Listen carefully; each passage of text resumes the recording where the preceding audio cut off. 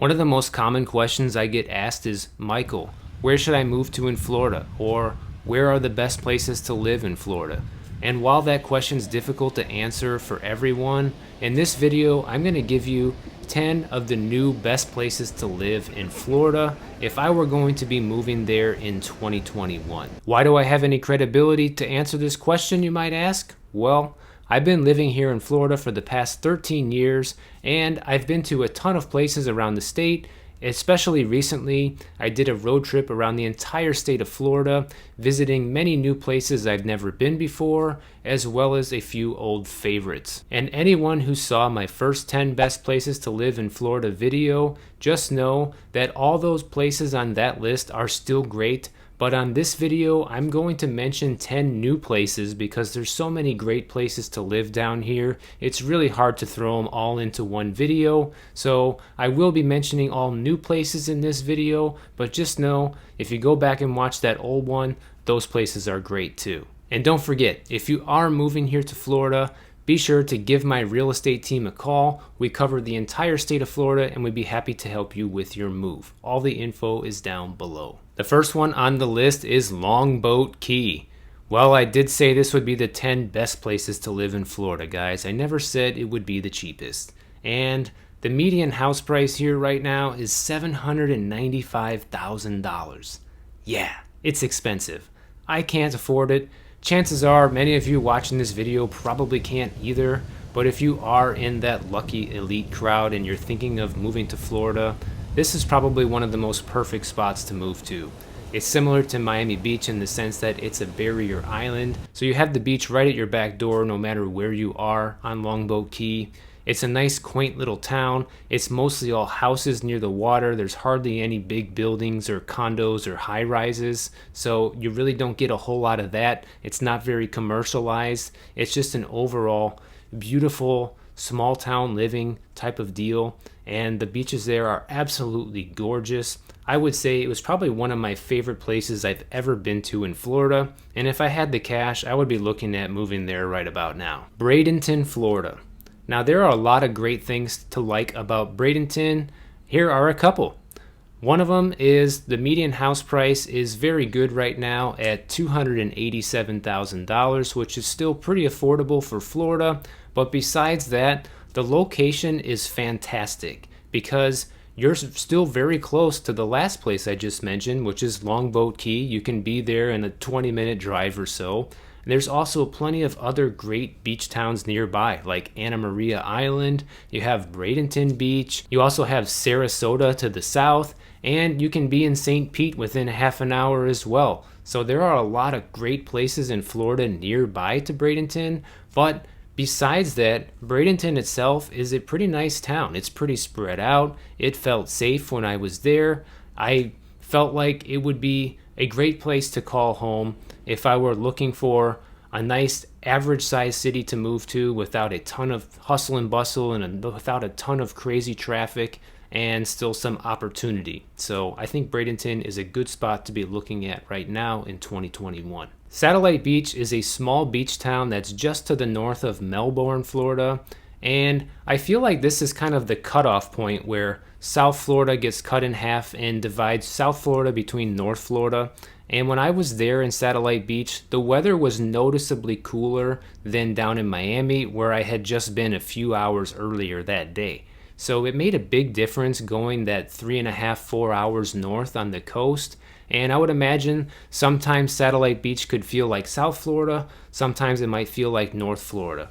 So if you're into the North Florida climate, then I think Satellite Beach could be a good mix because you're right on the beach. It's a small beach town. You don't have a ton of things going on, but that's part of the charm. If you want to be walking distance to the beach pretty much no matter where you live, and you want to be able to get to a grocery store or a restaurant within a 10 or 15 minute drive and not have to go to a major city, Satellite Beach is where it's at. It's a little on the pricey side, but for living near the beach, it's not bad. The median house price there right now is about $414,000. Clearwater, Florida. This is a big one that I would really be considering moving to in 2021. The affordability factor right now is still fantastic at around $275,000 for the median home price, and similar to Bradenton, the location is fantastic. Nearby, you have Honeymoon Island State Park Beach, you have Caladesi Island, which is another state park, and to the south, you have Clearwater Beach and Indian Rocks Beach, and plenty of other great places to visit nearby. You have Tampa to the east, you have St. Pete to the south. It's just an overall great area. There's also a bunch of nice smaller towns to the north of Clearwater, but the town of Clearwater itself, I would say, is very similar to Bradenton. It's a good mid-sized city where you have everything you need very close by, so you can live in almost any neighborhood there and still be not far away from some great restaurants and some shopping as well as the beach, but also it's affordable for the average person still looking to move here to Florida. Bonita Springs. Now, you might think of the beach when you think of Bonita Springs because it is a beach town, but there is also a big part of Bonita Springs that's not by the beach. So obviously, the closer you are to the beach, the more expensive it is. But the median house price there right now is $407,000. I would compare this a lot to Satellite Beach on the east coast of Florida. You know, you have a smaller beach town where you still have a lot of great restaurants and things nearby. You don't have to go to nearby Naples or Fort Myers to get anything you really need. So you can really experience a good lifestyle with a lot of convenience nearby without having to live the big city life and still get to enjoy the beach. The only difference being is you're on the Gulf Coast of Florida instead of the Atlantic coast. So if you prefer the Gulf Coast and you like those sunsets, check out Bonita Springs. This next one is not just one town, but rather more of an area of Florida. And so the area I'm referring to is anywhere between Fort Walton Beach all the way down to around Sunnyside, Florida, just north of Panama City. That whole stretch of the beautiful area up along 30A, I would say, is a fantastic place to live in Florida. And the thing I like about Fort Walton in particular is back to the affordability factor. Median house price there is still $278,000, which is very reasonable. Anywhere you live in Fort Walton, you're not going to be more than like a 15-minute drive away from the beach. And when you go further to the east, down to Destin and to the Sunnyside area, it does get more expensive by a lot. However, if you can afford it, those nice little beach towns like Miramar Beach and Grayton Beach and Rosemary Beach and Sunnyside, if you can afford to live in these spots, I would highly recommend them. They are much more expensive than Fort Walton Beach. You're talking probably into the millions to buy a home there, but the area is absolutely beautiful. They have great restaurants nearby. It's so peaceful to live over there, and the beaches are impeccable. A real quick honorable mention nearby, which I cannot say I've been there, which is Pensacola. I've heard a lot of great things about it though, so you might want to check that out too because it's very close to Fort Walton. Similar to my last group, this is also going to be a group or like an area, not just one town, but they're all very close by areas, and that is Port Orange, Daytona Beach, and Ormond Beach. So that whole area I really like a lot. A lot of people have said they don't like Daytona Beach, and there are some bad neighborhoods just like anywhere else that you want to avoid, but that area in general is still a very affordable place to live in Florida. The average price for a house in that area right now is about $283,000. You can be within a 15 or 20 minute drive to the beach almost anywhere, and there are plenty of things to do nearby. Because you have the Speedway there and Daytona Beach is a tourist destination, there's a lot of major events that happen in the area, such as concerts and, the races, all kinds of events coming to town. So if that's your thing and you want to be in an area where there's a lot of entertainment on a regular basis, this could be a good choice for you, but you don't have to live in the mix. You can still live kind of outside of that in a nice peaceful neighborhood, but have all that nearby when you want it. Another thing I like about this area a lot is it's not too far away from a place that was on my last video, which is St. Augustine. So it's not too far from there. You can easily drive there and spend a day in St. Augustine and come back home to Port Orange or Daytona Beach. And I just love that. I love that whole area up there. It's northern Florida, feels like older Florida, as well as the climate up there is just not as hot.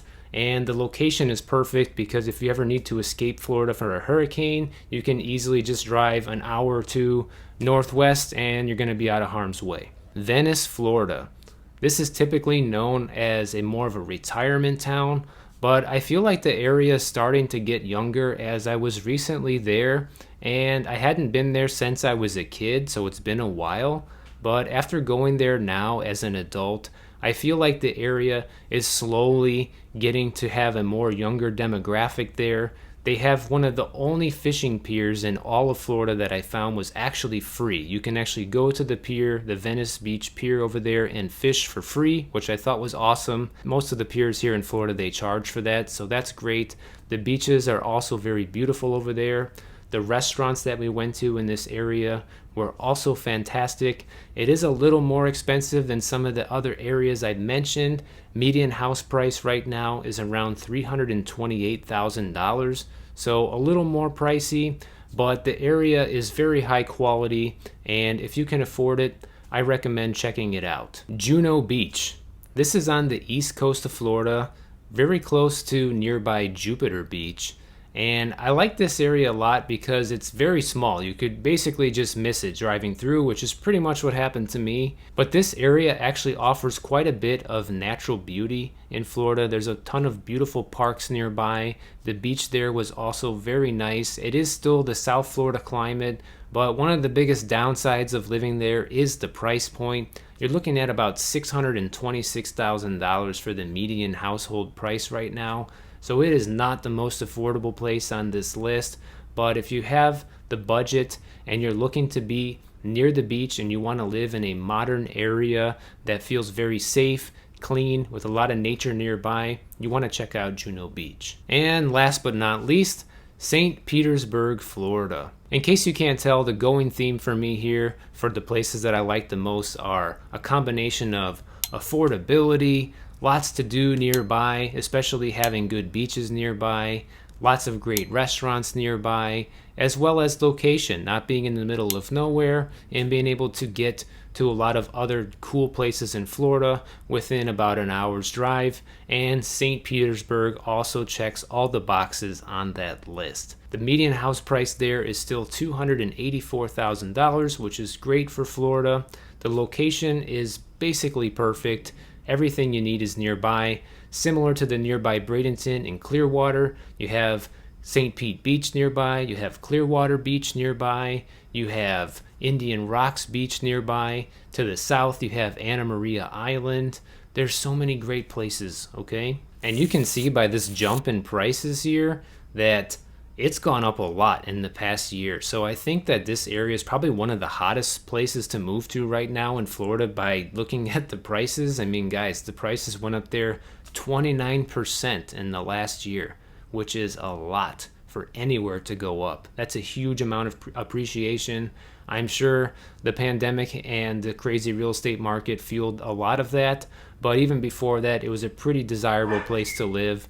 And it's somewhere that you should have on your radar if you're looking to move to Florida in 2021. Now, one thing I want to close this video with is you'll probably notice, different from the last time I did this video, is that I didn't name any large major cities this time. Maybe some people would consider Clearwater or St. Pete large major cities, but I definitely don't. I think they're all mid-sized cities, and I chose all of those for a reason, because I live in Miami Beach right now, which is a big city right next to the even bigger city of Miami, and I think these mid-sized cities in Florida offer the best of both worlds when it comes to convenience as well as affordability and having everything nearby that you need as far as great restaurants and shopping and doctors. Whatever you need on a regular basis, it's all there. You're not going to have to drive a half an hour to go somewhere.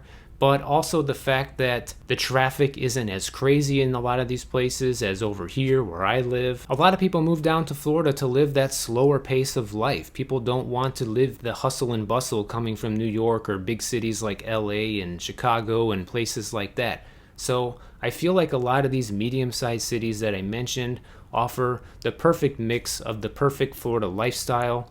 Let me know what you guys think in the comments. If you missed my last 10 best places to live in Florida video, I'll link it right over here. Go ahead and check it out, and I'll catch you guys over there.